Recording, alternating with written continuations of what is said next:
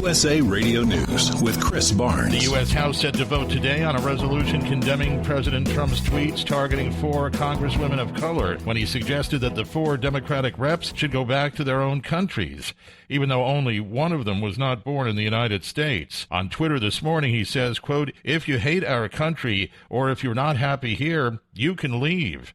Ohio's Republican Governor Mike DeWine says of Trump's comments, "Well, it's not appropriate. Look, we're all Americans. We are a country that was founded by immigrants. We've been replenished with legal immigrants throughout the years." An abortion restriction by the Trump administration now taking effect. Yesterday, officials announced the ban on abortion referrals at taxpayer-funded family planning clinics, meaning the clinics must stop giving low-income women abortion referrals or risk losing their funding. This is USA Radio News. Hours after he rolls it out in a video posted online, former Vice President and Democratic White House frontrunner Joe Biden explains his health care plan, which he says would restore cuts made to Obamacare and provide a public option. If you like your health care plan, not your employer-based plan, you can keep it. If, in fact, you have private insurance, you can keep it. If you have no insurance at all, you are in the exchange, or, in fact, you can buy into the Medicare-like exchange. That is the add-on to Obamacare. Biden speaking there in Iowa. 50 years ago today, the Apollo 11 mission launched, bound for the moon. The surviving crew members will be reuniting today at the Kennedy Space Center.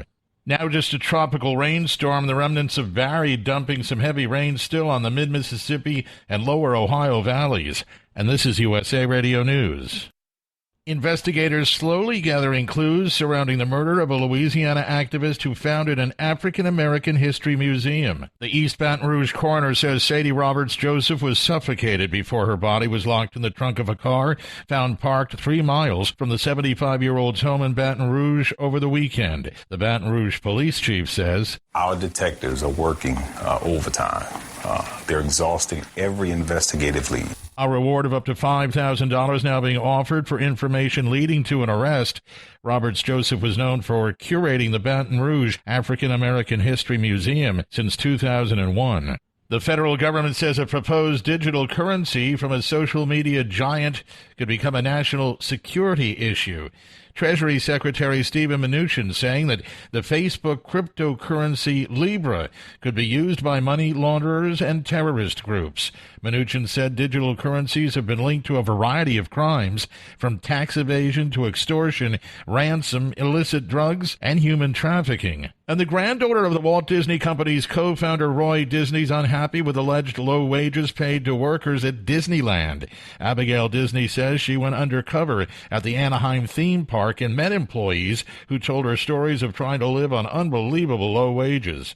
She said the working conditions just don't align with her grandfather's values. And for USA Radio News, I'm Chris Barnes.